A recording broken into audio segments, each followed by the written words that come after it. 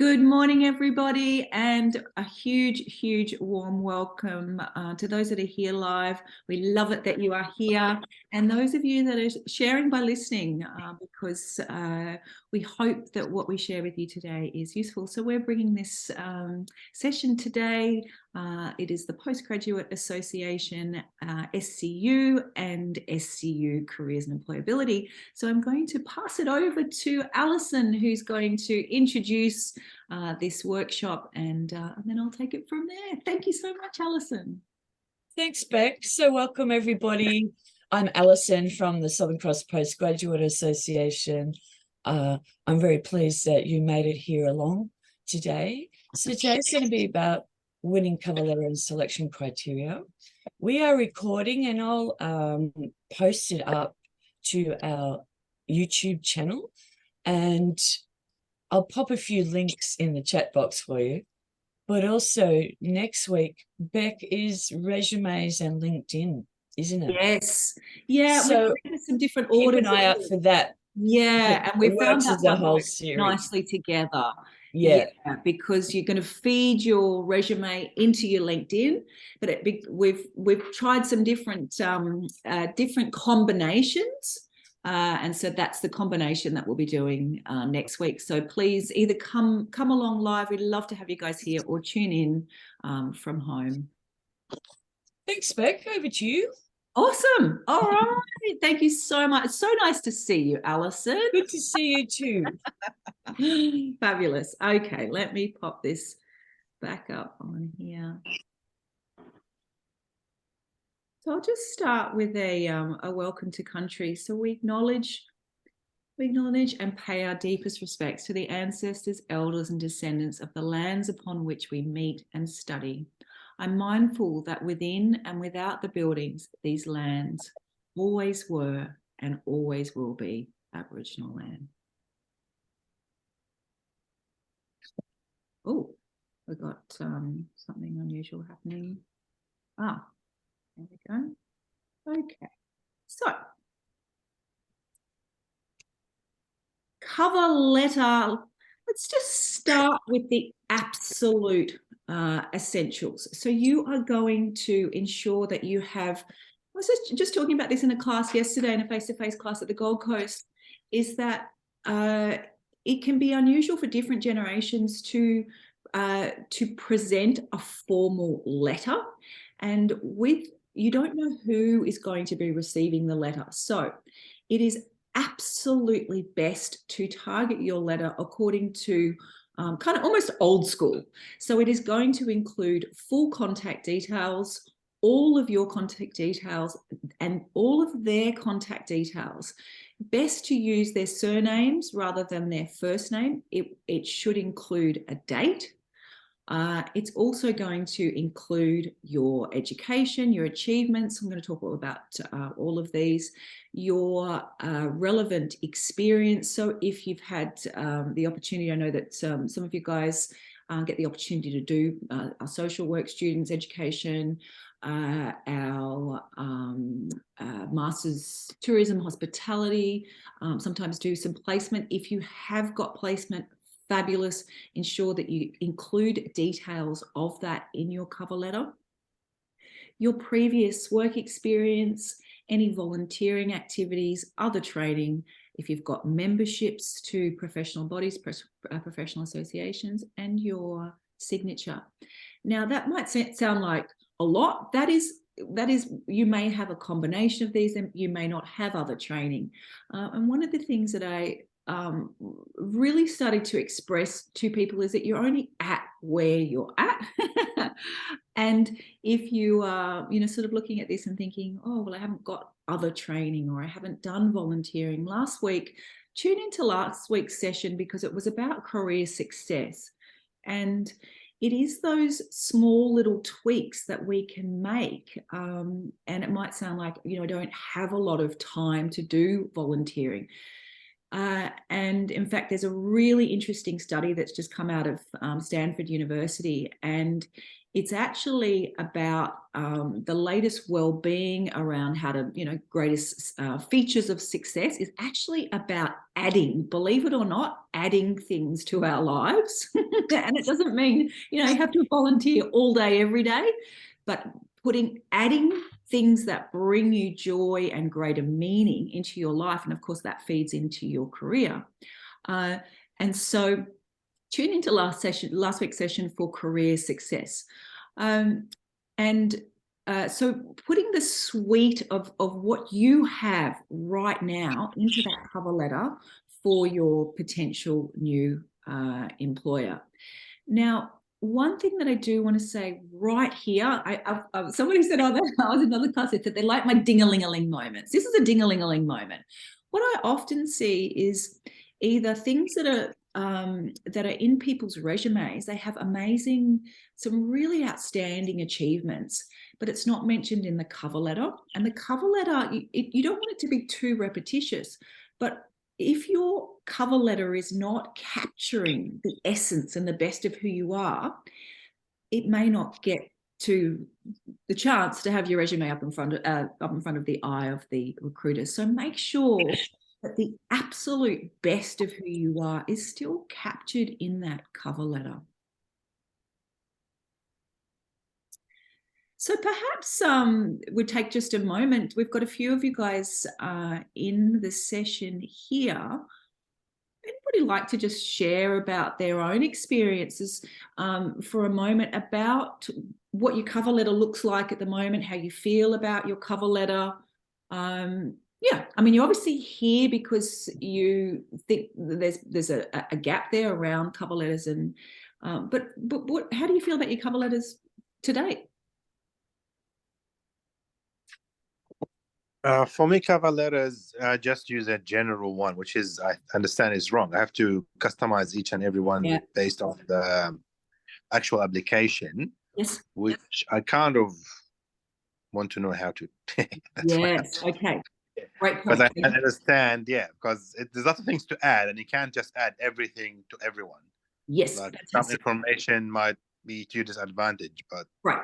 Perfect. And I love it. That's why I love having you guys here, because you really, after I do this a while, I need you guys to keep reminding me of those bits that really have an impact for you for making those changes. Fantastic. Thanks, Ahmed. How about anybody else that would like to share?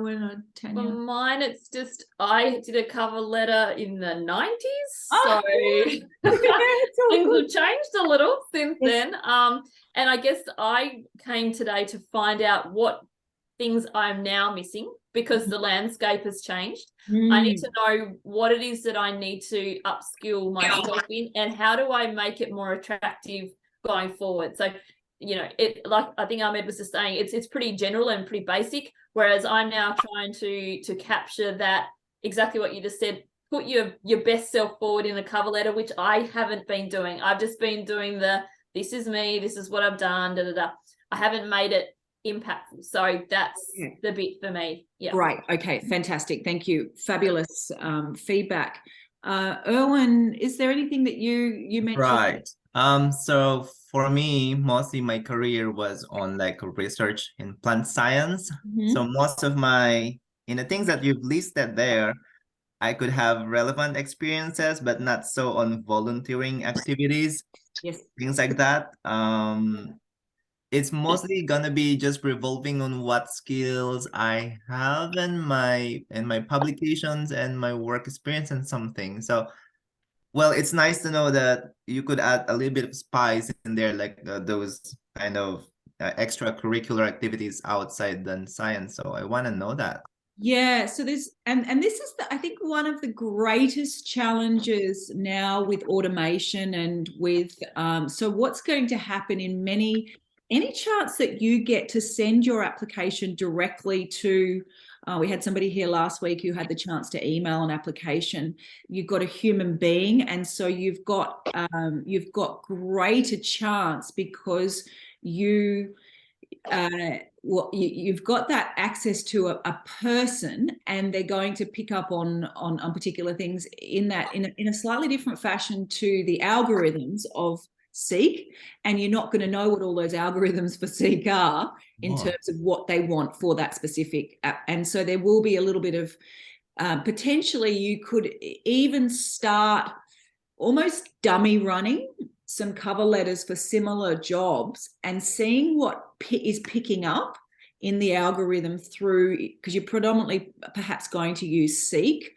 Ethicaljobs.com is a fabulous, if you haven't come across ethicaljobs.com, they have some fantastic jobs, but generally you're going to be using Seek, Career One, Jora. What I have seen recently is, of course, also the websites directly through the employer. Right. And sometimes professional associations. So in my profession, you know, the Career Association of Australia will, opportunities will come through that. They tend to come through LinkedIn.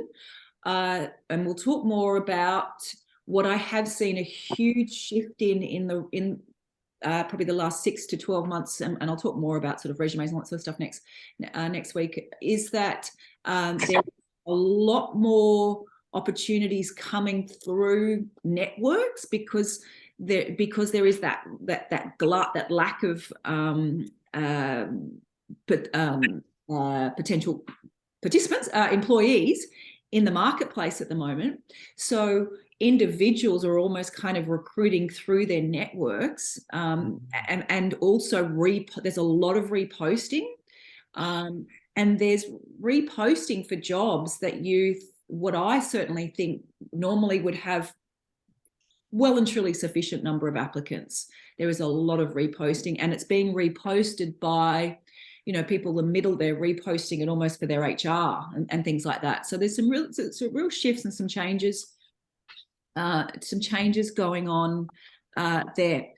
Now, the reason I sort of went off on that tangent a little bit is because the difference to the 90s, Tanya, is striking that balance between, you've probably, not much has changed in terms of the structure. So you've probably still got a fabulous cover letter from the 90s. Yeah.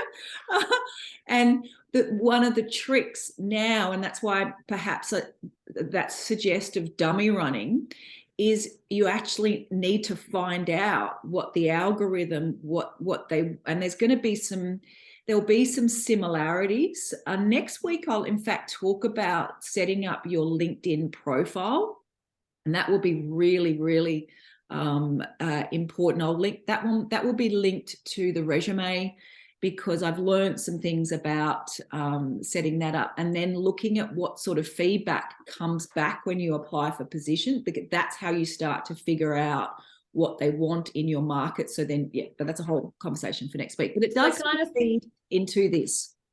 Just on the dummy run. So you send your cover letter and or resume to a job that you don't necessarily want to get, just to get the feedback. Is that what you mean?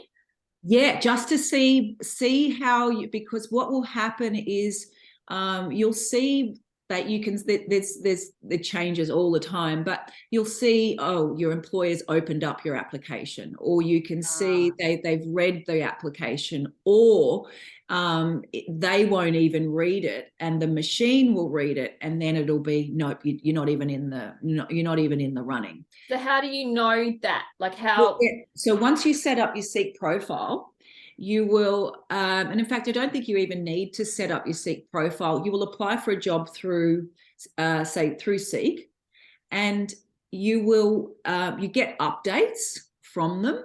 And so, and then it will, there's various different feedback that you get from that. And if you get feedback, sometimes you can get some direct feedback about what skills you're missing, right, from that application. Then what you do is put those skills, you actually put them directly, immediately, straight back into your resume and your sample cover letter, so that then the next time, yeah, you know that in education they're looking for words like pedagogy and, best practice, whatever it is. Yeah. And so that you're building that suite and you're upping your chances of being able to essentially trick the computer. Right. Yeah. Right. That's good. That's what we need to know. Yes. Yeah. And you're not tricking the computer, because at a certain point in your careers, you guys are postgraduate students, you have, you are, you're meeting the objective of your course requirements. So you have that suite of skills, but often we don't know what the language and right. what they are saying that they want. Yeah. Makes sense. Okay. That makes perfect sense. Yes. Yeah. And so dummy running it, that's actually the first time I've really suggested dummy running it, because it can take time to figure out. We know what the human beings love in cover letters, and we'll talk, and I'm going to talk about those hooks. But then also you're going to be, and this comes back to, I think, Ahmed, one of the first things that Ahmed said is that what then goes into the bulk of that is directly from what they have put into the job advertisement. And I'll go back to my slides. And then it's about playing around with those words, because you can't give them the same words back to them. But what often happens when the recruiter puts the job into Seek, they're putting in some words that they want you to use, and some qualifications and things that you must have, requirements that you must have in order to get into that shortlist. And so until you figure out, and there's a million variables to it, until you start playing in that space, you don't know what they're consistently. Does that make sense? I mean, there's things you will know, of course, like if you're working with children, you'll actually, before you can submit your application, it will make you say, do you have a working with children? They'll give you like, yeah, but I'll go through all that. I'll do that next week. Oh, awesome. So just want to draw your attention. Alison has really kindly popped into the chat area here, and it's great because I've left it open in here. We really, really encourage you, please become a member. It is free. And if you're here, you've somehow come across the Postgraduate Association. So lots and lots of wonderful resources. Last week's class is, she's also put the recording in there. It was a very informal session, but I think that it would be hopefully really helpful, because we sort of, Tanya was our co-host. And we covered off on some really important stuff. So, and then next week, two super duper important elements of this process. So please come along and join us next week. Thanks so much, Alison, for popping them in there. Okay, so I'm just going to go back to our slides. Doesn't want to. Oh, hang on. Sorry. This always gets a bit tricky. Stop my sharing. All right, here we'll let. How did that happen? Can you guys see the slides again now? Not yet. Oh. Just have to try again. Sorry, my apologies. Here we go. Bit of fun. Sorry. Get to see my busy screen. Okay. So this is a really nice place to jump to. And I might get you guys to do it while you are here. Slideshow. Oh, sorry, apologies. I'd like to just get you to jump to this bit here. I want you just to scribble on a piece of paper. So if you are at home, I just want to give you 2 minutes to think about what this comes back to, kind of a few things that the feedback that you guys just gave me when we were talking about cover letter. I want you just to scribble down. You could even quickly write a similar sort of diagram for this. It's a really powerful tool. I use it myself. What I do is I get a big piece of cardboard, and I've scribbled it all over the cardboard in, you know, circles or squares. But that visual process and actually writing it down in a different way and brainstorming it can be easier than sitting down actually writing that cover letter and going, what do I have? What do I have? So I want you just to take 2 minutes now, and I want you to, and I'll just give you a couple of tips. So uni, you may not be getting high distinctions. You may be getting, if you're getting high distinctions, fabulous. But what are you doing, and what have you done at university? Perhaps you've done some interesting projects. Again, you may not know the relevance of these until you get to looking at the specific job, but just see what immediately comes to mind in terms of perhaps your most favorite subjects, things that you excelled in. Work, just a couple of points of what you're most proud of in your work. So it might be, you know, commitment and longevity with a particular employer. Perhaps it was employee of the month. Perhaps you've got some wonderful feedback that came, and you can unpack this in more detail later. Wonderful feedback from your clients, from your customers, however that looks. Hobbies.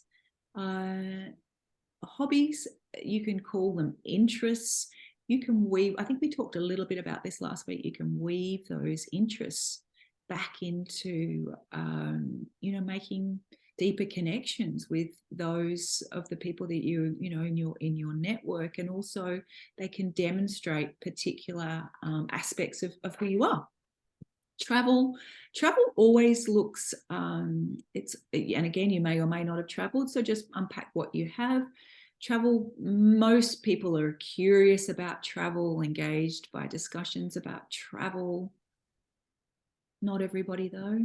And certainly if, as many of our students here in Postgrad, that if you have relocated to Australia, that is to study abroad, that is something to be incredibly proud of. I was just talking to students in a class yesterday about organization, and we were like trying to unpack a competence with being organized. Now, to organize your life, to get to the other side of the world, to study undergraduate, postgraduate study, that says a lot about who you are. Home. So that may be, and again, it's just the framing of things. It may be that you've, you know, managed having a large family, managed working from home, etc., etc. And then social clubs, perhaps there's things that you do via your children, or perhaps things that you do caring for aging parents, something else that you do via sporting activities. Just see if you can scribble those down. This can be, as I said, a really, really powerful tool.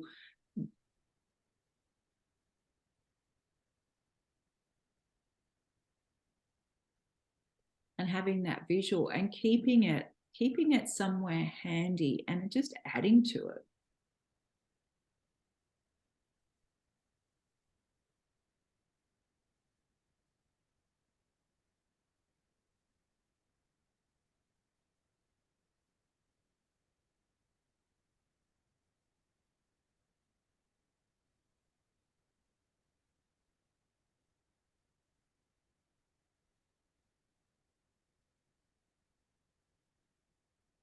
And this process will help you. I'm often really mindful about, you know, adding the dots of this whole process together, because this process of writing this down and getting comfortable and familiar and confident with who you are, and that then translates to not only what you put on paper, but also when you get into that interview and they ask you, tell me about yourself. And I'll talk more about that. I think it's the week after next, because it's that terrifying moment. You're like, oh, hang on, you're supposed to ask me about, you know, something technical related to the job. But the thing that people do most poorly is that. that elevator spiel, that first couple of minutes, and which can be, kind of excruciating, but that's when you have the biggest impact on the potential. But can I ask, so this is second careering for me. I've been at home doing home duties whilst studying. Yes. I guess for me, I find that I don't want to, it feels like it's not a thing to say, I've been at home, I've been doing the working stuff around. I guess there's skills in that I don't appreciate. But it's also, I guess, knowing what do you push and what do you champion and what do you kind of hold back? Because you don't want to come back as being only for home, because an employer's like, well, you're only for home. So I guess that's where I'm also finding, what is that line between sharing, well, not even sharing, but sort of saying, I'm really good at these skills, but how does that transfer to the workplace? Yeah. That's kind of where I'm at with it. Yeah. And it's a great question. And I think that there, again, there's a lot of variables to that, but I also think that in this process, to trust your instincts and your own gut. And so if it doesn't feel as you want to hold back more, then I think you really need to trust. There's a process around what we call decision making, intuitive and rational decision making. They say the best form of decision making is when you do both. So when you kind of you trust your gut about what you think, how it's going to be perceived, and what feels most comfortable for you. So I think it's a great point. Then I think also it's about how you frame things. I mean, that's why, politicians and, really powerful people on the planet, it's about the framing, and what framing is about how you use language and what you omit from, and what you focus on. So it's striking that right balance. So I guess perhaps, given what you were saying about, that, because that's a very common, it's a common experience for most women, but also some, men as well. And it's about being able to do it in a way that feels most comfortable for you, but then also the framing and the focus. So I would say 85% focused on those external skills, and then also that balance of being a human being as well. And the thing that I have seen in the post, well, I think it has officially gone to a different stage in terms of COVID, is that there is a higher tolerance for inclusion of all the other aspects of our lives. There's certainly, there was a much more, work looked like this, and this is how it was. We know because we've seen it's been normalized. So, but as I said, I think I always trust your gut on that.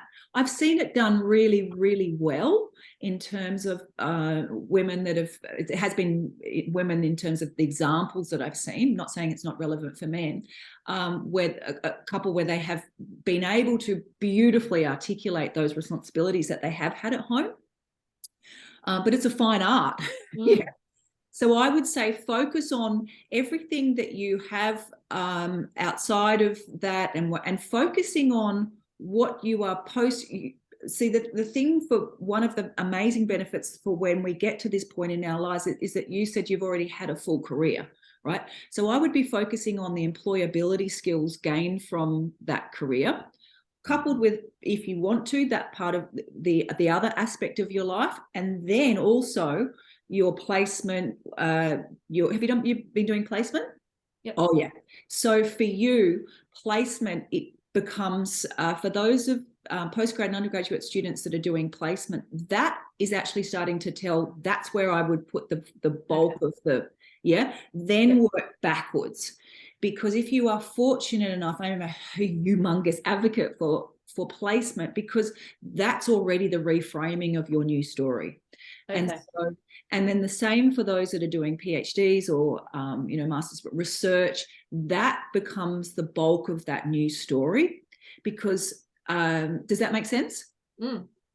And also your resume should reflect that as well. So it will be, because your resume is going to be in reverse chronological order, but also the emphasis will be, and that's the beauty of being an older, mature age students, like most of our, you know, postgraduate students are, well, I say that, and I can't see you all, and I have plenty of younger, you know, really, I'm not saying you're old. I've got to be very careful. We're not old. It's fine, Beck. It's fine. 20 versus, you know, 30 plus, whatever. So, is that you've had another life, and so that's that's the value. So the value of that other, whatever that other, that you pick out because there's a humongous amount of employability.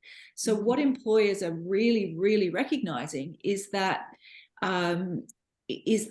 those skills that you already have when you get into the work, it's like I was saying last week, is teaching you the technical skills, the technical requirements, but you have so many other skills that you're almost, you know, you're cooked for, ready to, and it is that specific learning around the education or social work, or, you know, that is those 2 years, and usually 2 or 4 years. However, does that make sense? Because you had that, you've been in meetings, you've been in problem-solving situations, you've had to work collaboratively, you've had to work in a team, all those other, you've had to adapt to situations. Does that make sense? And it's just, I guess, for me, remembering those things at the time to put them in the letter. Like, yes. I always remember after and go, I should have done that, but then never do it, you know?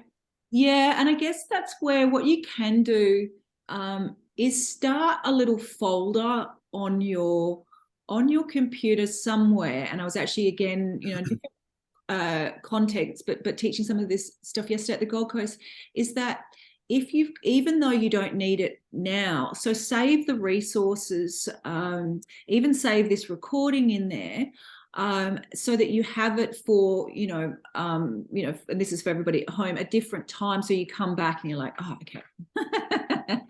And then it's all in one place.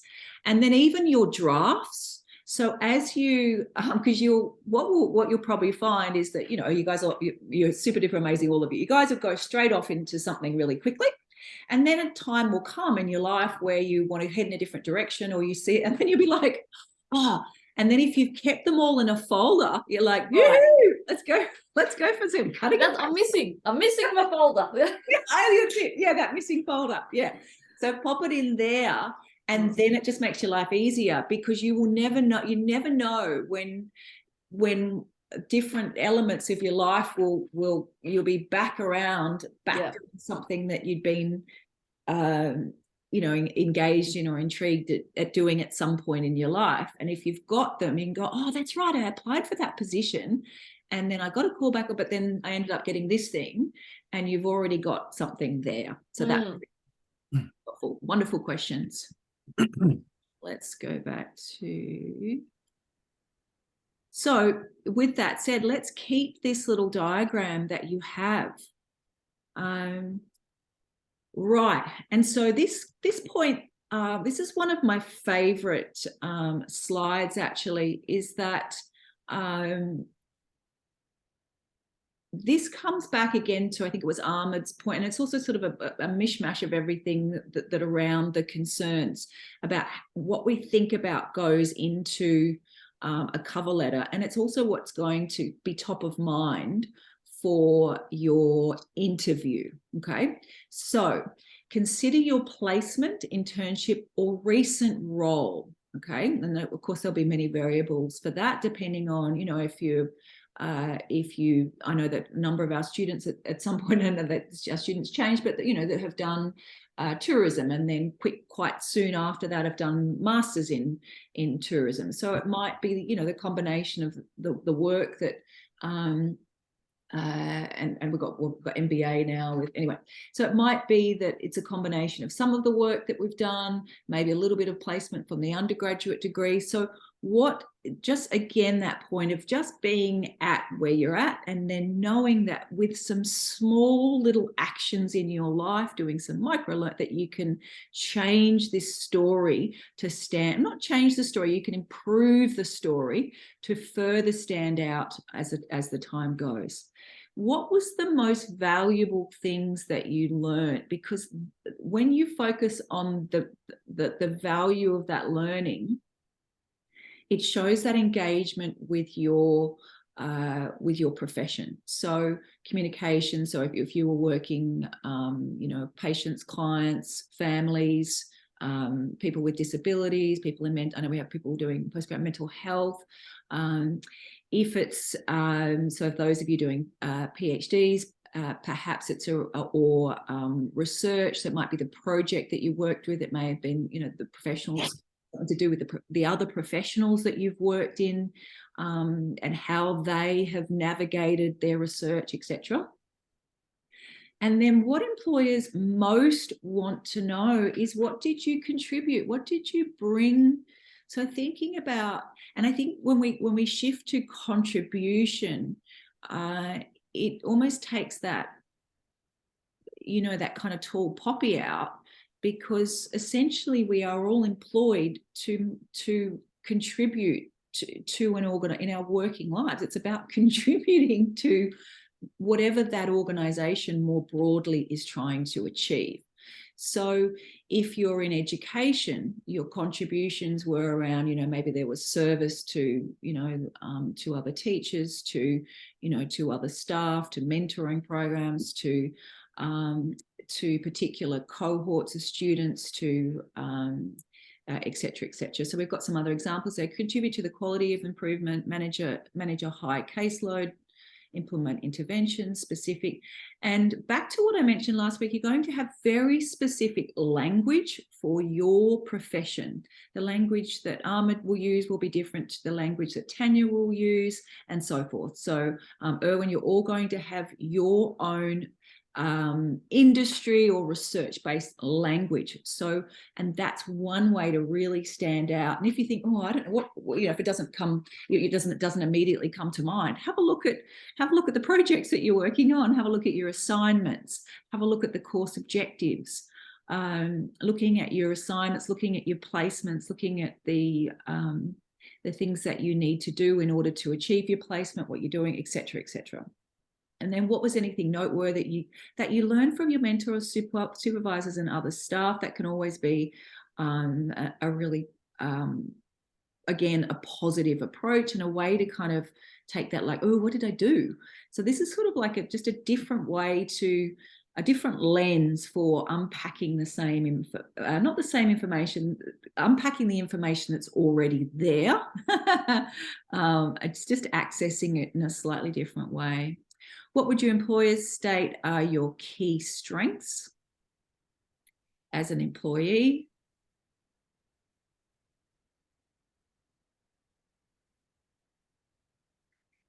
And if you were to do this, you've got a really interesting cover letter, and then a lot perhaps of things, additions to add to your resume. Your achievements. What are you most proud of with your achievement? We talked about this before, but here are some other ways to perhaps, again, access those. What happens often, you can ask your partners or your friends or people that you've worked with, they're just incredible.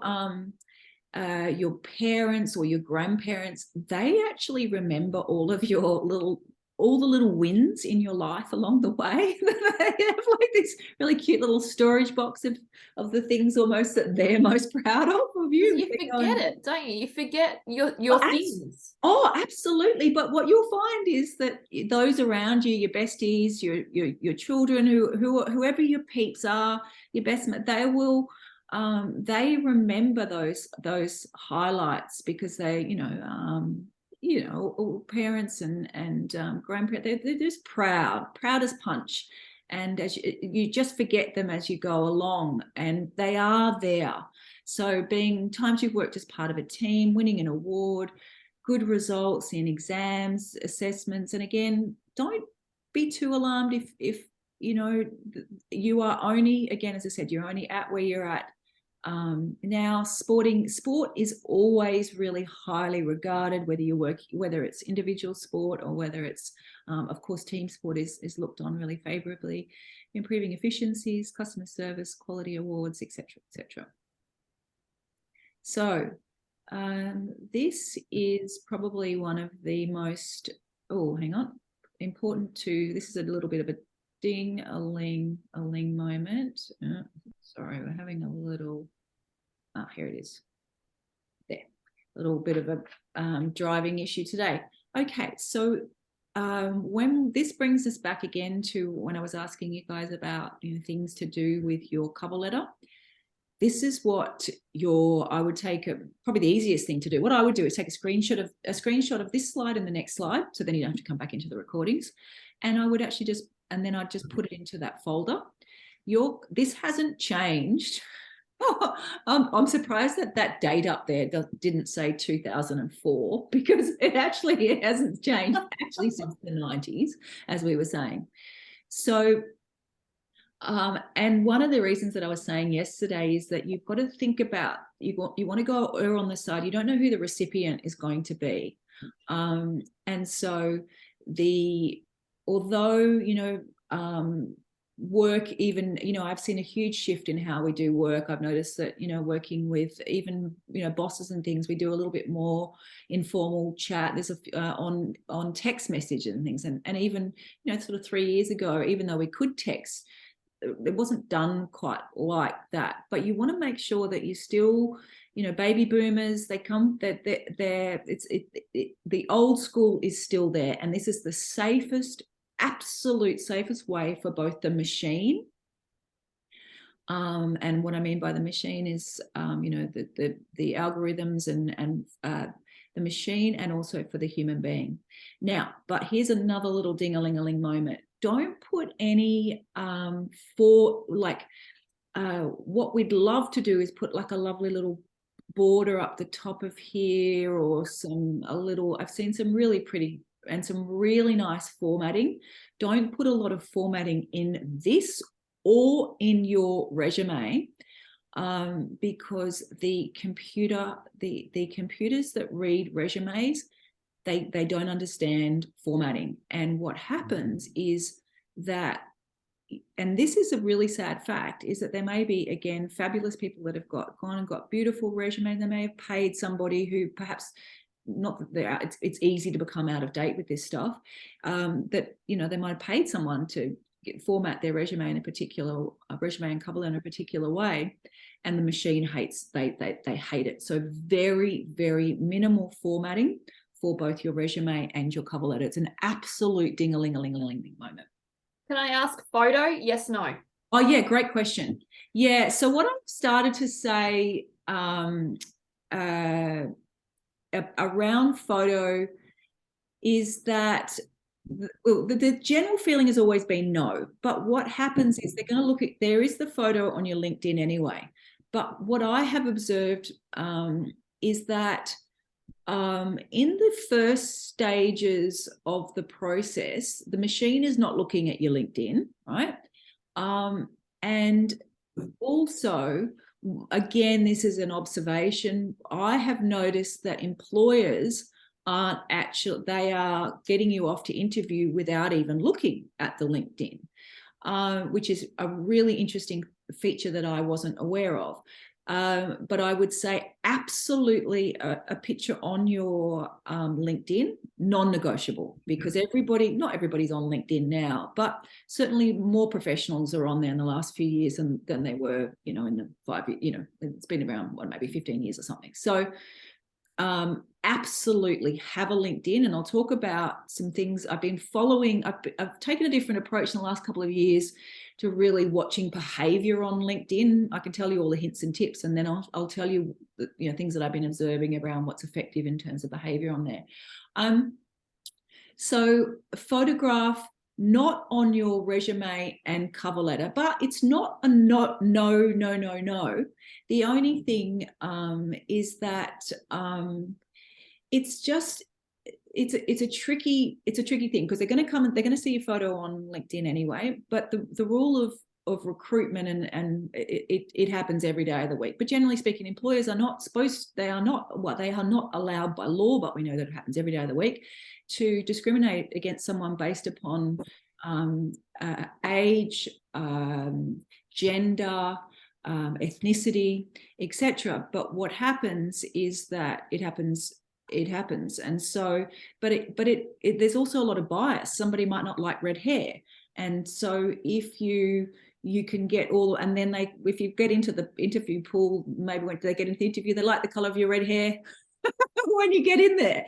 So you want to minimize whatever there may be elements for bias that can be that where you're not judged on your attitude, your skills and education and capacity to do the role, disability, those other things that you can be judged on. You want to be judged on your capacity to do the job in terms of who you are as a human being, looks aside, and your skills, your attitude, your behaviors, and your education. So it's Can I ask then, Beck, so what if you were going to send your resume to a direct employer and Yes. it may have been a connection that you've had before, you may have met them somewhere, or they're an industry person, Yeah. and just by having your face, they're like, Yes.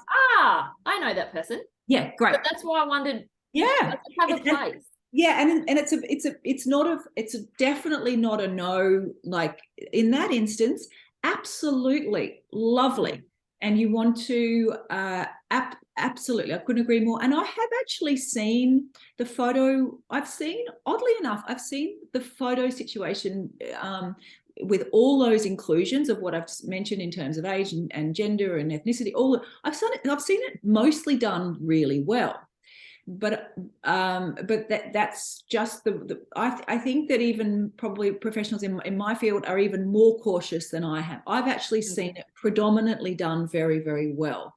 And also I've seen it done incredibly powerfully. So I had one instance, I had a lady, and I'll never, ever forget it. She was probably 65 and she was doing 60 to 65. She was doing an event management degree. And she'd had a previous, working life in some sort of profession in business management, something like that. She was retraining in event management, and she went in for a job as a professional conference organizer. Now, professional conference organizers, they have a particular look, like the way they were almost like an outfit. And her photograph so she put the outfit on, and she looked exactly like a professional conference organizer. She got the job. That's what I wonder. That's right. So that's why it's not a flat no.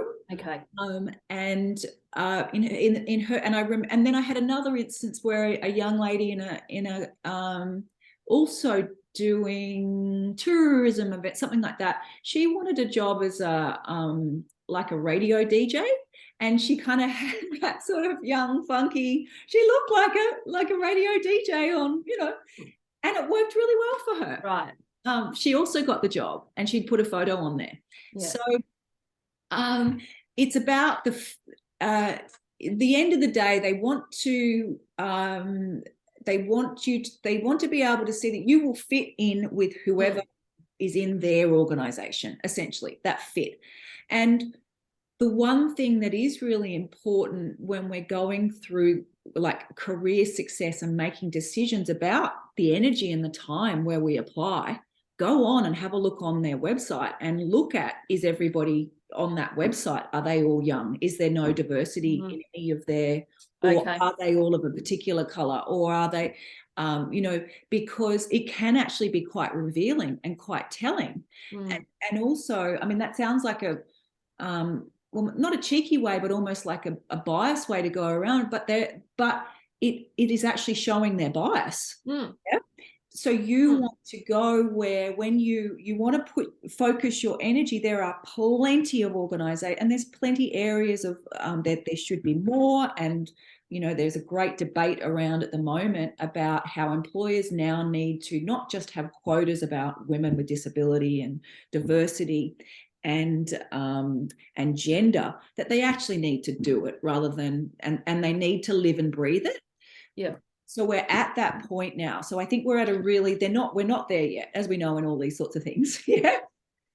But it's finally reaching that point where, and also, which is so exciting, I think, for our international cohorts, is that employers genuinely realize the value to their organization for diversity, that not that it's something that they have to do, that it's something they want to do.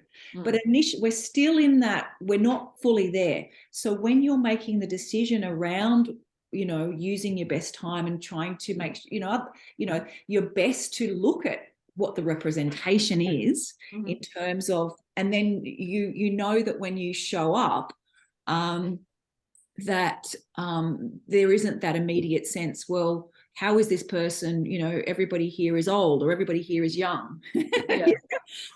Because essentially, how do you fit? Yeah, that's right. And this is all about fit. And that's why it's almost kind of contradicting what I was saying, but it's a useful way to approach the career process. Yep. And again, it's a great shame, but there is biases, but there's biases in all ways. I recently had an experience where there was a group of older ladies, and they probably shouldn't have shared it with me, but they said that they weren't employing, younger. They'd had somebody younger, and they weren't even looking at younger candidates for XYZ. Wow. Yeah. So it definitely, and also it's what I have found is that tenderness around our careers is that everybody has some tender places in there. We always think that, it's only me that feels like I'm, it's a tender. It's a tender. It's tender. And so people that are 18 feel like they're too young, or if they're 20, they haven't done enough. If they're 30, they haven't done enough. If they're too old, yeah. So, and that's why I've started to say over and over again that we just have to recognize, get other people to tell us what we've got, go with what we've got, and then try to remember everything that we do have, get people to help us distinguish what we do have, and then take tiny steps to add more. And that builds confidence, it builds connections, and it gives us more to put into the cover letter and resume. That's probably a good place to take a break. We're right on 10 o'clock there. And so what we're actually talking about, so this was about winning cover letters and selection criteria. And it might seem like we've gone off on some tangents, but over the last few years, I've almost tried to keep bringing it back to this holistic picture, because the selection criteria, your cover letter, if you don't have a good cover letter, you're not going to get an interview. But if you haven't addressed the selection criteria in the cover letter, you're not going to get the interview. But then also, if you're not thinking about, when you go into the interview, what you've put in your cover letter as part of the selection criteria, then you're not going to perform at the interview. So it is actually all interwoven. And then if you're not thinking about some of the things that we talked about last week, about opportunity awareness, about where am I going to fit out there based on my skills and what my key selling points are, then you'll be wasting your time writing lots and lots of cover letters for organizations where you might not be a great fit. So let's take a break. We'll see you back here. I'll just hopefully take a 5-minute, if that's okay, because I find that I have so much to share, and I feel that if people are here, then I'll just keep going and people can tune out, and then you just get that extra. All right, beautiful. All right, I'll see you guys.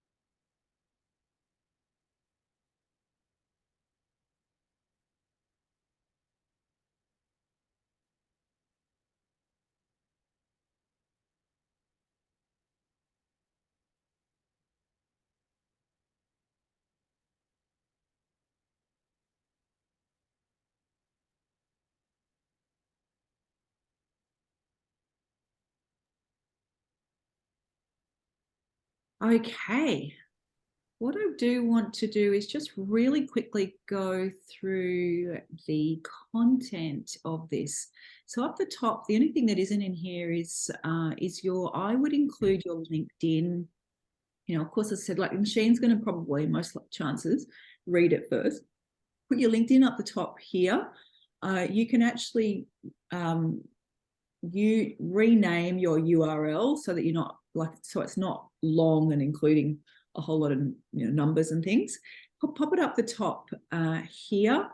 Always, people ask me all the time about attentioning the letter. I always suggest old school. It's the, dear Mr. or Ms. for a woman. Again, just so you don't make any sorts of assumption. Sometimes people, will tell you their pronouns, and also just follow importantly too, and this is a real ding-a-ling-a-ling moment. Maybe you're going for 3 jobs in, 3 different hospitals and, mental health and social work or something. The application process will be different for each. There'll be some similarities, of course, but, even from state to states, if it's schools. So really, really, really follow the instructions. Now, that I was saying earlier that I learn things from other students. So one thing that I saw a student do recently, which was really fabulous, and I don't know why it had never come up before, but I loved it and it worked really well. So what they did was, so we've always suggested, I think that your first paragraph is, you want to give them the absolute best of you. So if you, and for you guys, you've already got a great story. You've done some sort of undergraduate study to get here, done a PhD. What was the process? How did you get to that stage? That little story it makes you stand out immediately in there, rather than that you're just studying X, Y, Z. And also, if you're a high performing student with a grade point average of X, Y, Z, that's your hook. If you've got that's almost like your little elevator spiel in that first paragraph. Now, a paragraph is 4 to 6 sentences in length, and so and also so we were talking about kind of formatting, and also bring your margins out. You don't want them right to the very edges, but you can actually bring your margins out. So you want to use maximum use of that one page. You don't want it to be there's so much on there that they get overwhelmed and they can't be bothered to read it. But you do want to, you want sentences that are 4 to 6 paragraphs that are 4 to 6 sentences in length. Now, what this student did, so normally we suggest in paragraph 3, you're saying, research the employer and say, you want to work for the Hilton because they're the, the leader, and, they've got that longevity and that kind of, old school, whatever. But this student actually put that in there, the reason why you want to work for that school or that university or that hospital or whatever. They actually put it in the first paragraph, and it was really powerful, and I really liked it. It really caught my attention. So you can either you could even do a combination of both, but that first paragraph is the place to really knock them dead with your fabulousness. Your fabulous story, because most people, we were talking earlier about, the cover letter that just goes on and on and on and on and on and on. I think both Ahmed and Tanya were wondering about, how you distinguish yourself. It's actually picking up on those when we did that little mapping activity. It's like popping those achievements. Maybe you've got an outstanding employee award, or you've had some amazing feedback, or you can pop that in that first paragraph, and it's like, oh, interesting, you got my attention now. Then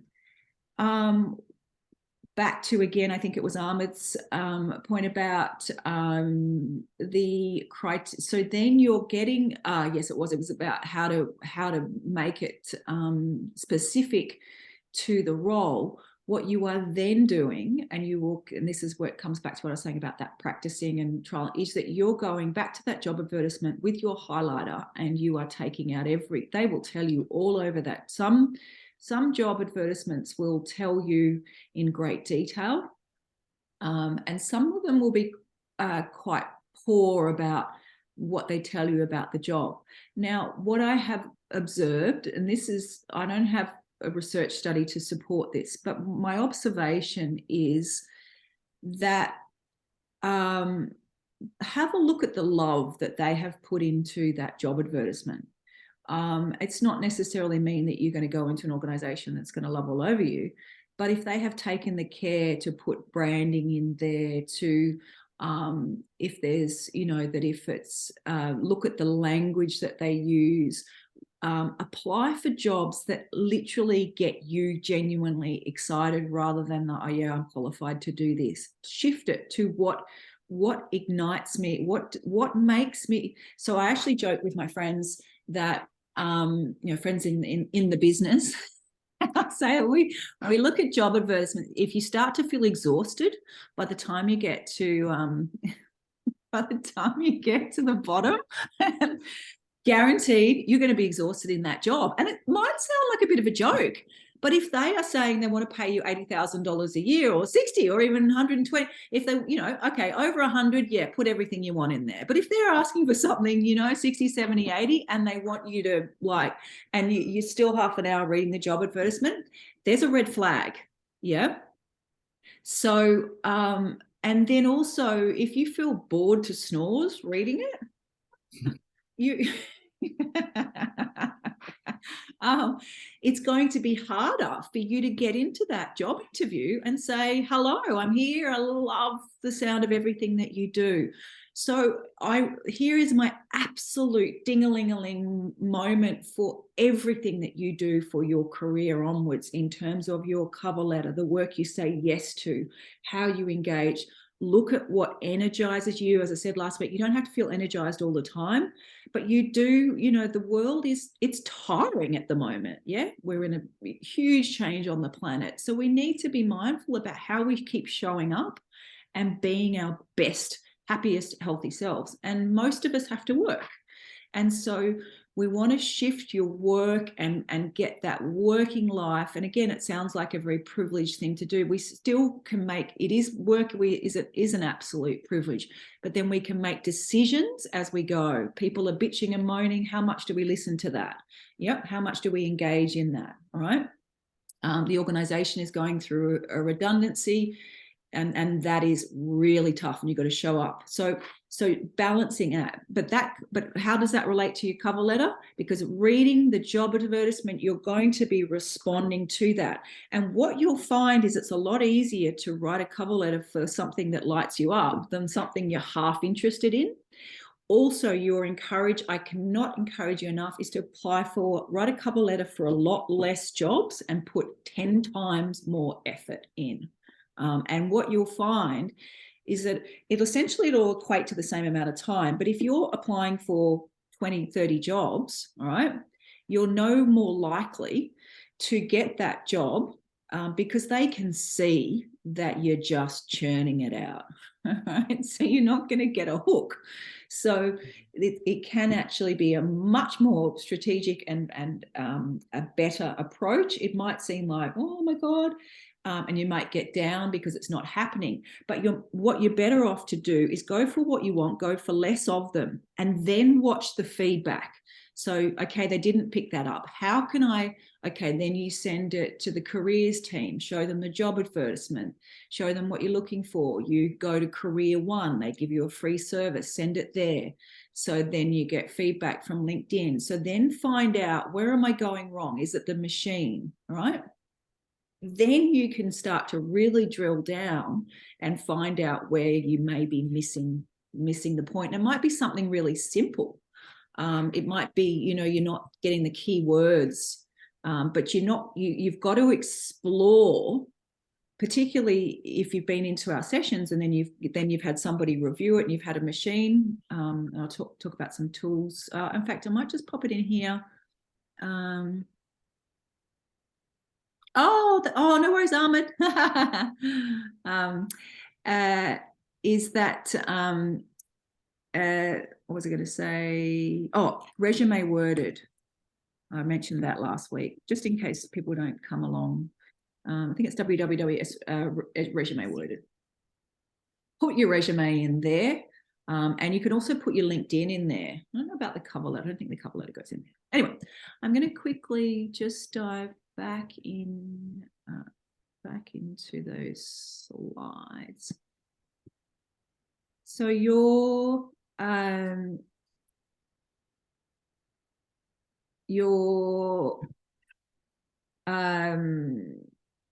back here, sorry, just back.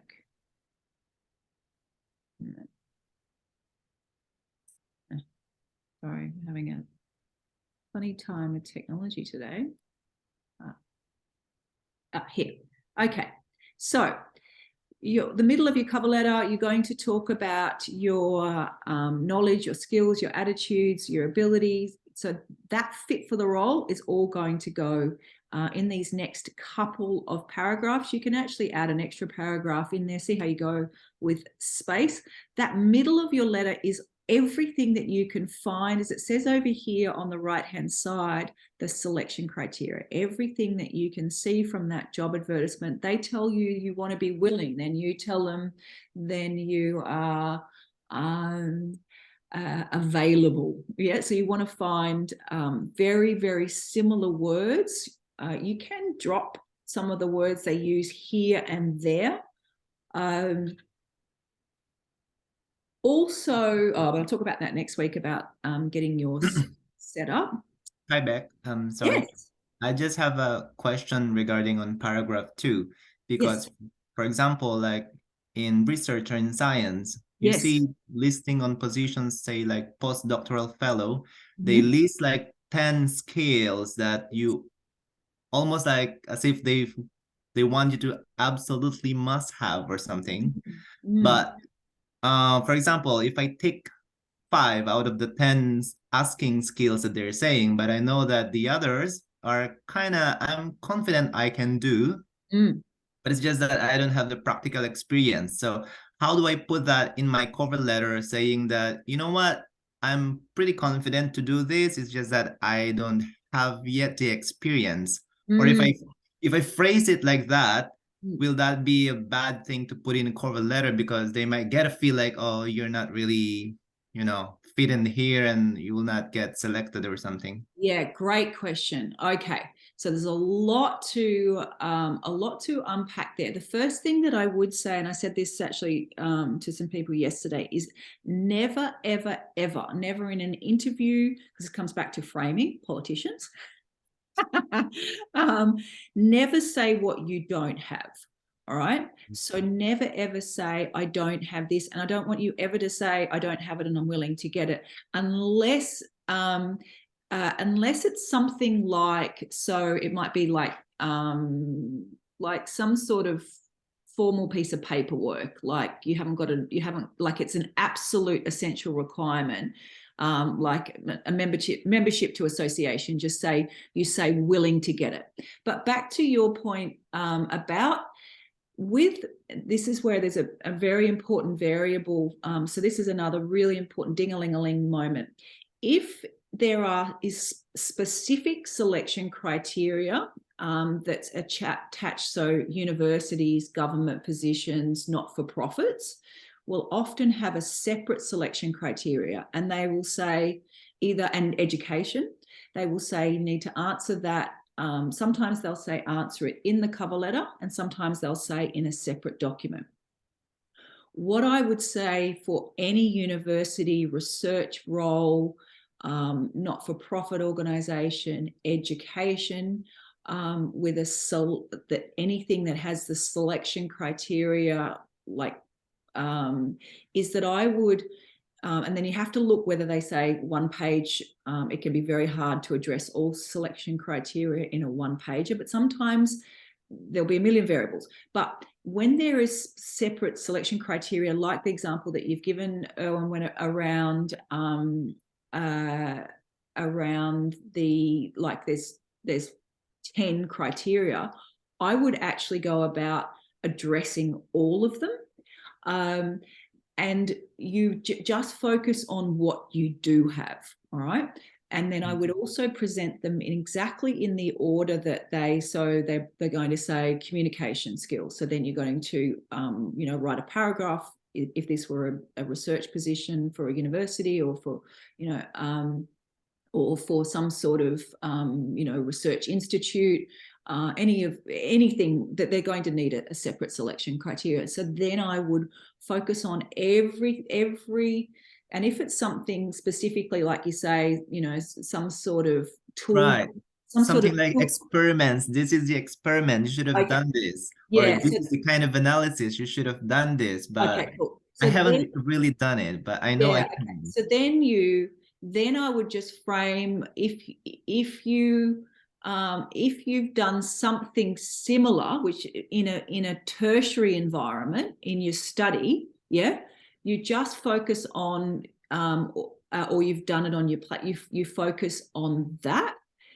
You can't really, like, if it's a selection, I might just turn my, because this is so important. If it's a selection criteria that is separate, right, and it's almost like it will say, sometimes they'll say essential criteria. If it's essential, you have to address it in that cover letter, or they'll say it goes in a cover letter or a separate. So you're going to have to talk to that point. And again, it's just about how you frame it. So hopefully it'll be lower down the list of points, and talk about anything similar, and also perhaps similar skills. So perhaps say it's some sort of research tool, some sort of technology for research that you haven't yet used. You could say that, during my study, I've explored this. And then talk about how you learn quickly. You've used other technologies in the past. Does that make sense? So you find every other way. And it's actually another really interesting point. What they say is that men are much more likely to apply for a position when they don't have all the selection criteria than women. So if you look at the job, it excites you and you've got most of the criteria, and particularly in the climate that we're in, do a fantastic and give it your best shot, because what also employers want, and for all of you guys that are here, is people that show up, people that are, and not saying because you're not here, you're not going to get the job, or that you're not willing, but those that show that enthusiasm, that ask the question, that want to solve problems, that's what they want. So when you get into the interview, so all you need to do is to address the criteria, address it as best you can, and then talk about your willingness to learn that. You don't actually say, I don't have it, because what actually happens, it's a very strange thing. In a cover letter, when someone says, I don't have that, it's like it's the only thing you can see in the whole of the cover letter. So you're like, right. And then same when somebody comes into an interview and they've done so well, and then they say, oh, no, I don't have that. And you're like, oh, you just ruined it.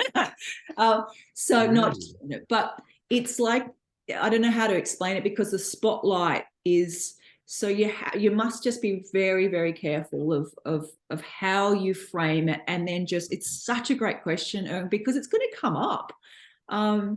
And I think but it relates to everything else I said, that if it excites you, ignites you, and you've got most of that criteria, make sure if it's a formal selection criteria, which I suspect in your line of work, it will be, Erwin, all of your work, everybody's work here is professional, but sometimes there's more flexibility around, corporate organizations, small businesses, that won't make you jump through a million hoops just to get the application, off the ground. But would it be important for Erwin in that situation to know what the other thing is that he doesn't have? Say that again, and kind of like research it enough so he has a good handle on it. Oh. Use that same kind of language Yes. in the skills that he does have. Absolutely. Although he doesn't exactly have it, he knows about it, and he knows potentially what he needs to get. Would that look more favorably? Oh my goodness. Yeah, I need my co-host here, Tanya. I hope you're coming along for all the other sessions. Yeah. And I think you've absolutely nailed it too in terms of doing the research, because then and spot on with the language. Yes, because again, it demonstrates familiarity with it. So you can say, even in that, if you've gone and researched it, say you can say, I'm familiar with, you know, XYZ technology. They don't need to know you're familiar with it because you looked at it 5 minutes ago. Yeah. You're familiar with, you know, hopefully it's more than 5 minutes ago, but you know the point is that you know, brilliant. I'd agree emphatically, and I'd also say, particularly in the climate that we're in, and you're going to have these tools of writing fabulous cover letters and resumes, is that absolutely. And on that point, I would get a machine and the SCU careers team to review your application. So I would put it through Resume Word, put your resume through Resume Worded, and I would also use Career One, and I would also use the SCU careers team. You guys can use the SCU careers team, scu.edu.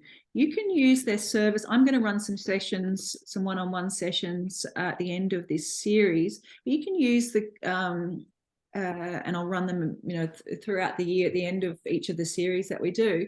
You can use the SCU careers team just about any day of the week.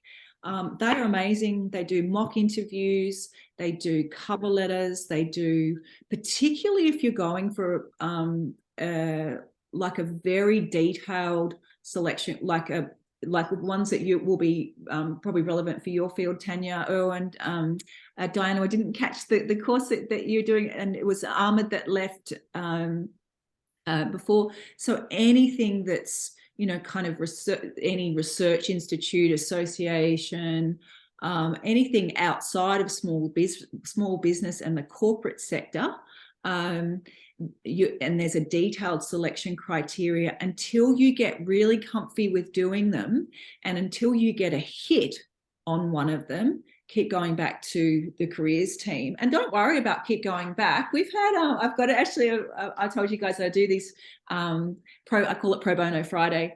And I've got a session with a student, and he's just another one of our amazing postgraduate students. And he came to us, so we used to giggle. I think he came like 20 times. But it's so incredible because it's just such a pleasure to reconnect, because and in fact, he'll be coming.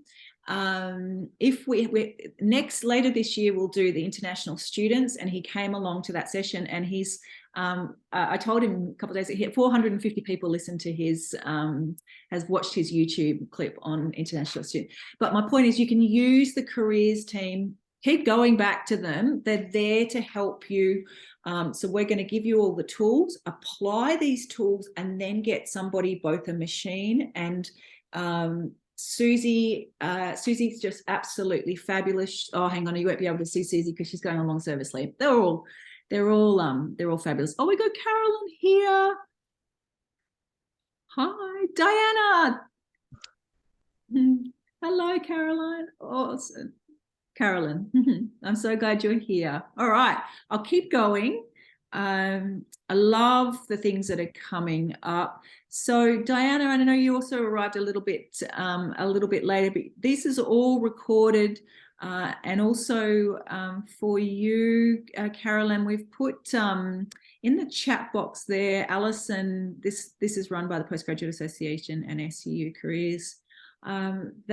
She's put some extra links in there. We had a career success session last week, lots of hints and tips in there. We're just talking about, we've still been a little bit informal. We talked about selection criteria, cover letter, and just sharing. Our participants here have just been awesome. Diana, please jump in, and Carolyn, anything that you want to ask as we go. So we're now just working through, I'll just go back a page. Oh no, I keep going the wrong way. It's always a bit hard to drive when I'm not holding the steering wheel. There, I just wanted to make sure that, Carolyn, you can take a screenshot of the outline for your cover letter, because this is the suggested format. So that's the first 3 paragraphs there, but it's in the recordings, and the recordings are available after the session. And then the 4th paragraph, always tell the employers, you know, there's ego in there. They want to know why you want, well, I mean, not saying ego. Yeah, well, they want you to want to work for them. So this comes back to so many things that we've already talked about, is to research the employer. The more you know about the employer, the more you can sense about the culture, the more you can, you know, about their wins. I mean, the great thing these days is you can Google just about anything. So have a look at everything you can find out about them, so that you're really comfortable to talk about it in the cover letter, but also to talk about it, to frame your resume accordingly. Next week, we're going to be doing resumes and LinkedIn. So please come along to that or tune into the recording. And then just make sure you close the letter in a really positive tone. Sometimes people go on and on and on and on and on, thanking them and closing the letter. It doesn't necessarily make it any more powerful, but you still definitely want to close it. I always suggest, or we always suggest, a signature there. I think the easiest way to do it is just to pick a fancy font, but then also to print your name afterwards. So here's just a little bit of a recap on what makes a winning cover letter. So back to Ahmed's, although he's not here, his point about, so tailor every time. Even if you've had a win, then just go and a win with something similar, just go and do some little bit of refining, tweaking. You want to send it to a person. So see if you can find out. You might even actually have to make a phone call to find out who to attention your letter to. And the reason being, is that when you send the letter to somebody, when we get mail in the post that's to the household, we're less likely to read it than when it's when it's sent to your particular name. You use keywords, super duper duper important. I'm going to talk more about automation and IT, AI in our next session next week. Include relevant skills, experience, relevant to the job requirements. Focus on how you got your achievements. So what happens all the time when I read cover letters is people say, I've got organizational skills, I've got time management skills, I've got all these skills, but you haven't actually say where or how you've gained them. So that's another real kind of ding-a-ling-a-ling moment. Maximum 1 page, but that again comes with the caveat that sometimes, like health roles, those social work positions, certainly in postgrad nursing, I think in mental health hospitals, that they can sometimes ask for a 2-page cover letter and ask you to insert the selection criteria into the cover letter. Follow the instructions. Use concise paragraphs. I think a good paragraph is 5 to 6 sentences in length. What are selection criteria? So they are a list of qualifications, personal qualities, skills, knowledge, and experience that a person needs to perform the role. So what I've been saying really is that in universities, in anything that's government funded, so that's not-for-profit organizations like Headspace and those sorts of organizations, there will be specific selection criteria. It's supposed to minimize things around bias and all those sorts of things, and to make it fair and transparent. I'm laughing because it is, but it isn't. And we've just had a huge case in the media with people given offshore assignment. But it works. It's there for a reason. It's supposed to make sure that everybody that has the requirements for the job is fairly to ensure it's a fair process. So a selection criteria, when you're specifically, this is another real kind of ding-a-ling-a-ling moment, learning how to write specific selection criteria in a separate document for a university, for New South Wales, anything, any state government, federal government, local government, councils will all ask for some form of selection criteria to be addressed. What you will do is you will talk about the situation. So when I was on placement, this is what happened. This is what I was required to do. So I was on placement in a mental health ward in Tweed Heads. I was required to, take clients out for an afternoon walk. This is what happened during the walk. I observed that, the patient experienced immense joy, about being outside and the fresh air. They particularly enjoyed flowers. What was the result of this? I came back and shared that with their family, and the family then next time they visited, they brought flowers to create that environment for their family member while they're in the hospital setting. I literally just made that up on the spot. And then the reflection would be that, this was recognised as, helping to have a person-centred approach towards taking care of, patients in a mental health institution or something like that. So what we have done, so you will, when you're addressing separate selection criteria, you will talk about, it will be, of course, related to, so they will ask you, tell me about a time, it might be communication, it might be how organised are you? So you'll say, I've done a PhD while caring for family. This is the result. I got, great feedback from my supervisor on this. I've had a paper, had a paper published in a journal, etc. And it's now relevant for this field. So you want to, so you use the STAR model. So here's just an example. So you'll be assessed on your ability to demonstrate the following capabilities, knowledge. So, so here would be an example of a selection criteria, written, verbal. This one just about appears in just about every, doesn't matter whether, and I do have a bit of a giggle when it appears in a vice chancellor's communication, because clearly by the time someone's become a vice chancellor, you'd hope, but they still have to address, things around formal communication. But then having said that, anyway, well, it's a whole other debate. But anyway, so brainstorm when there is separate selection criteria in a job requirement, which may be the case for many of you guys. So those, that are doing mental health, those are doing social work, those of you doing PhD, those that you're doing education. So if you're not corporate and small business, unlikely, but there's a high percentage. Tourism and hospitality for our MBA students, maybe not. But doing this mind mapping activity, because again, you're going to put it, even if it's just in your cover letter, we still want the why.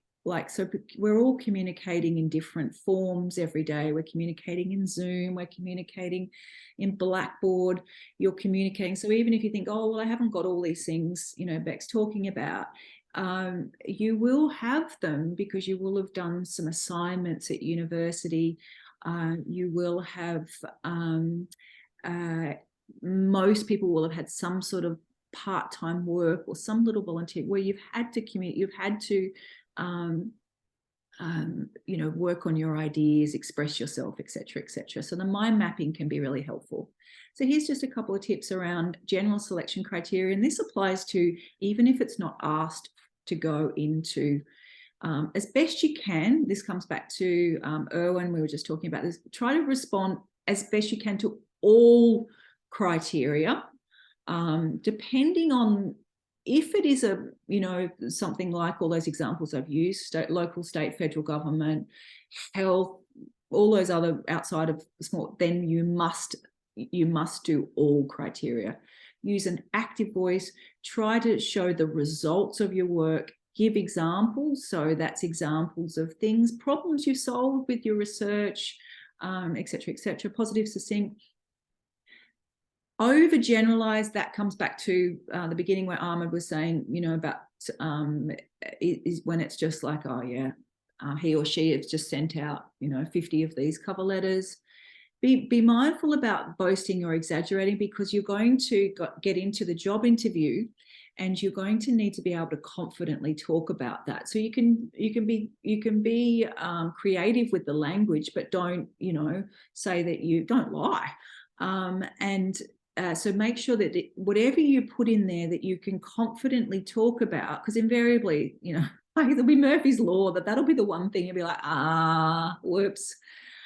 For example, use examples, use Grammarly, really helpful for all those really minor errors. Change the order of the criteria. Yes, so don't, particularly for those more formal applications, don't combine criteria and don't change the order. They want to be able to read it in a really, so if they put communication first, don't put, you know, that you're working with children's check first, because usually they're presenting the criteria in the order of importance to them. So what you'll find is as it gets lower down the criteria, they'll start talking about some other things, like they might say, you know, a driver's license, and they might say, like they may have some what they call desirable. I would even, as best you can, even try to address the desirable, because then it's like, oh wow, he or she or they have got got all of the essential and also, you know, the desirable as well. So address it as best you can. Here's just an example. I would say is slightly probably go for a couple more. Again, they may give you it might say 2 pages. You're going to have to sort of balance it in terms of like how many words you put versus how much space, how long they can say it is. Usually they give you like a benchmark. They'll say maximum of 3 pages or maximum of 2 pages, particularly around selection criteria. You can ask some of the questions, like if they haven't, you can connect with them and say, you know, but just be careful about asking them something that you could have found out somewhere else. Let you guys, so this is just work through, here's the, here's the full star. So here's the example. God, I think it was a bit small. Realize, so here's the task, the action, and then it'll be followed by the, so the result and the reflection. It used to be just star without the reflection. Reflection is I think is a really beautiful, because it can wrap it all nicely together. Is adding adding reflection, and reflection is very common and very current in terms of professions around best practice, you know, for, you know, health and education, etc. There we go. Sorry, a little moment there. I'm thinking, how did that get so short? So there's a really detailed selection criteria. And so here is just an example of what it will look like in the advertisement. So it'll say da da da da da da da da. So it can get really tricky if they're only giving you 1 page and you've got to put all of that in there. If you've got 2 pages and they want it separately, I always suggest you literally copy this into a Word document, and then you write your response underneath each of them, and you keep the heading in there. So you'll copy that, and then you'll copy it into a Word document, and then put space, and you start addressing each of them, and leave the heading there, and don't fiddle around with the order, and don't combine them, because they've said what they want. All right, I'm going to stop there, because I'm sure you might have some fabulous questions around specific selection criteria. No, I was thinking about people's pronouns. Thanks, Carol. In terms of people identify as he, she, or they. So I was just making sure that I'm inclusive in my own language for how people identify. All right. So tell me, what questions do you have?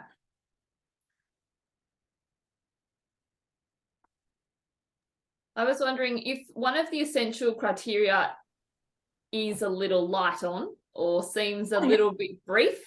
Yours or their question or your response? No, as in like if for your experience or whatever it be, like if it was an essential criteria and it's not looking so great from your point of view, what's a good way of sort of, I guess, not padding it out, but kind of giving it a bit more than what you potentially may have without lying, without like, do you kind of bring in other points or skills? I don't know, like how do you make that look better, especially if it's an essential selection criteria? Yeah, great question. And I think it's really it's that process of what we were talking about with Erwin earlier, is that looking at everything that you have, that's looking at it like almost brainstorming around it and thinking about everything that you have that's similar, and then demonstrating as much willing to learn, and then also going and doing the research. And then it was actually you that really highlighted that language, and then showing that you've actually, although you haven't done it, you understand exactly what that is. And then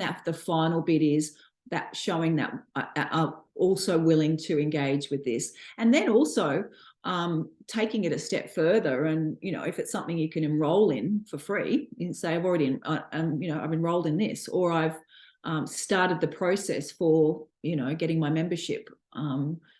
So take it. It's a great question, because sometimes it can be really difficult and it can hold people back. But I wanted to share, because I've heard that point about.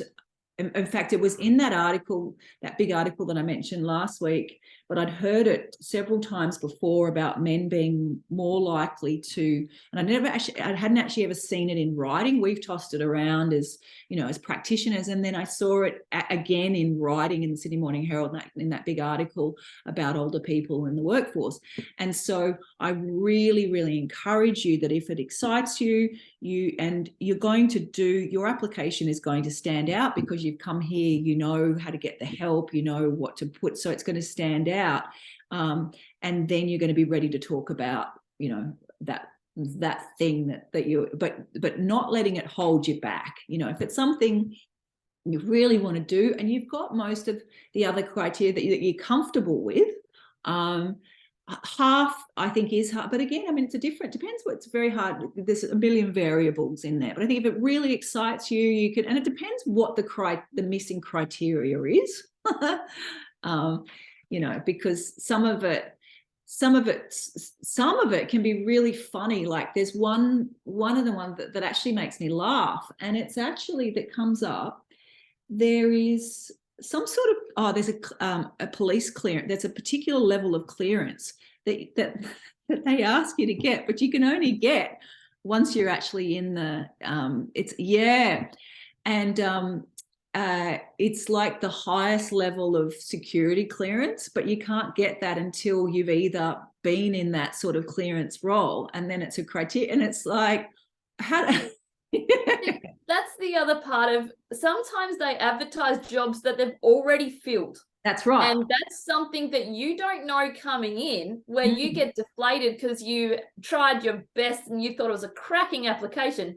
Yep. Someone's already got that job. They've just had to re-advertise it because they have to re-advertise it. That's right. So and that's right. And that police clearance is a fantastic example, because it's already locking out, very few people, everyday people, if you're in Parliament House, sure. But then if it's a government role that then has access, then an enormous proportion of those people aren't going to have that level of police clearance. Right. And so that it is deliberate. And I think that raises a really, really, really important point in this whole process. And it's so hard to say, but I can say it from my own experience, is that the way to approach all of this is to absolutely not take it personally. And because there could be a million reasons that actually have nothing to do with you. So if you keep getting feedback and people are telling you you've got everything, and you just have to keep getting the feedback, so using all those different tools, putting it through but not then going for another 500 jobs, keep going for those smaller number of jobs, but then trying to find out keep drilling down further into, it doesn't mean you have to, because what will naturally happen, it's like, well, oh, they don't want me for that work. And it may not be anything to do with that. There may be something that you don't know that is, you know, that's happening behind there. And that is something that can be fixed. So before you then give up and go, I'm never going to get, and then you go off, and what happens is people's self-esteem, and then the bar gets lower. Yeah. And I'm never going to, and then the story goes on, I'm never going to get this. And then suddenly you're a different person, and you're in a different world, different realm, potentially, if it can go on. And that's why it's not going to happen to any of you guys, because you're here. So what I encourage you to do is to find out more deeply what is happening there. And that's where and some of it you may be able to find out, some of it you may not, but that's where you've got to, having a multi-pronged approach. So what happens is when we're looking for work, is there's that kind of that passive approach where people will just sit at home, and because it's easy, it's not confronting, sit at home and apply for jobs through Seek. Yep. And then what can happen is, you know, you don't know that it's the algorithm, right? So what you're best to do is to do that. But then at the same time, you've got a bit of time. So you do a little tiny bit of micro skilling. Then you're also working on your LinkedIn, and you're chatting to your network. You're also, you know, reconnecting with your lecturers. You're also, so that you've got multiple approaches happening, and not just, because the most natural, and what we all do, is it's just much easier to sit there and keep applying for jobs and keep going, it's not happening. Yeah. And then that's a lot easier, almost in a way, to play out some self-fulfilling prophecy about whatever it is. I'm too old, or I'm the wrong nationality, or I don't have the right English, whatever it is. Yeah. So rather than doing that, is to actually, it's more uncomfortable, much more uncomfortable, is to then try all those other avenues, and actually to do them simultaneously. So to talk to the people while you're on placement, or the people as soon as you're finishing placement, reconnect with those people. It's also important to, you know, think about all your family and friends, and starting to let all that broader network know, you know, what's going on. You're talking to the careers team. So there's a really a triple, multi-pronged approach to it, so that then there are lots of different ways that opportunity can come to you. So on that, Beck, if you, let's say you're talking to a friend, and they say, oh, Joe Blogs has an opening. Yes. How do you go about that? Like, I know such and such who said you might, or do you look Joe Blogs up on the LinkedIn? How do you do that? Yeah, that's an amazing question. We almost should have like a little podcast, you and I, Tanya. It's such a great question, because that's a really warm lead. And so what I would, in every situation, and it works beautifully, is name drop. So you go and ask them how they suggest you contact them. So it'd probably be via email. And then after that meeting, connect with them on LinkedIn. If you connect with them before on LinkedIn, I don't know, I think probably just email is nice, kind of middle of the road.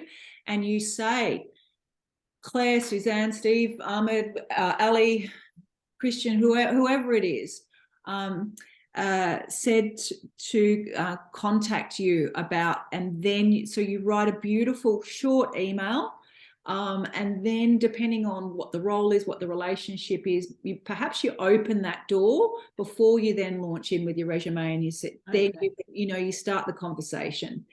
There's lots of different strategies around when you take things online or offline, but I think you're safe, because if you can meet somebody on LinkedIn, they say then take that meeting off LinkedIn onto email. It depends who they are, where they are, how you can help one another, and what that relationship is, what you both can mutually get out of that relationship. So send a really enthusiastic, but drop the name of your friend always. Okay. always, or my lecturer suggested this, or my colleague suggest, and then say their name.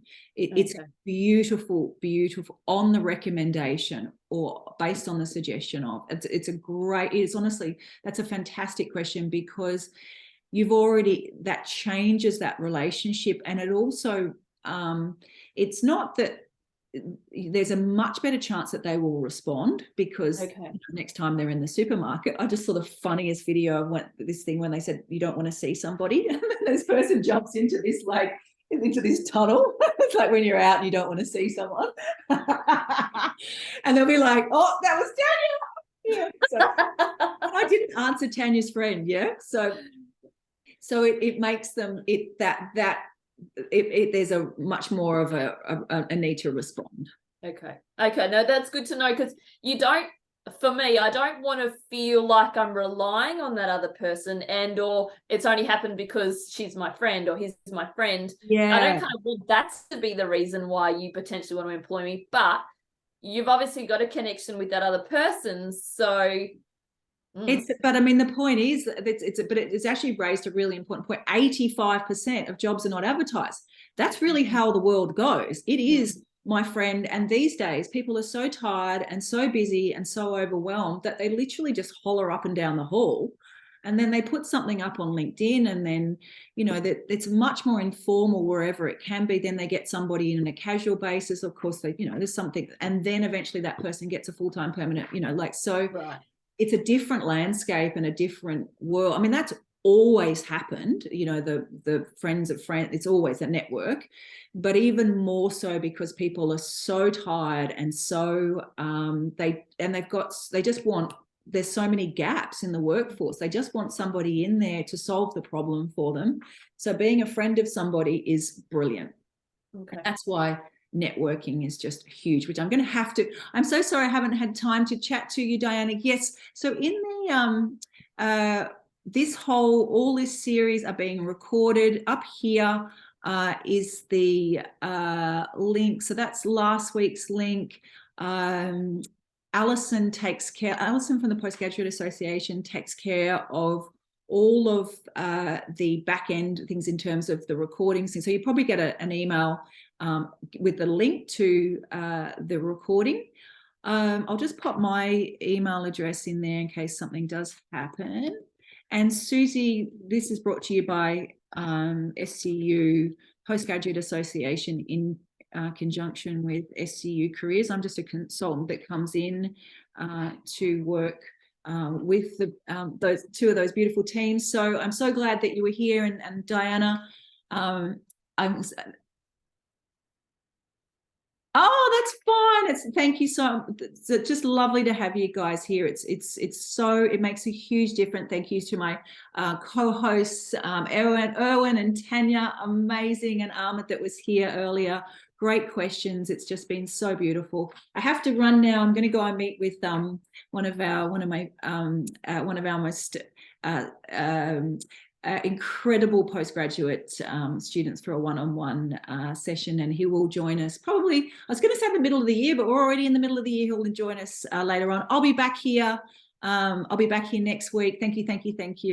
Thanks, Beck. I'll be back here next week and the week after, and then I'm going to run some one-on-one sessions for anybody that would like. But I'll email you all. We also send, in fact, Caroline, at the end of the 4-week series, I email PDFs to everybody of the slides. So that will come through of the 4 workshops. You'll get those slides that can be really handy. Just pop it in your for later on pile. All right, I must go. Thanks, Thank you. Bye. Thank you. See you guys soon. Yeah. Thank you so much. Thank you. Bye.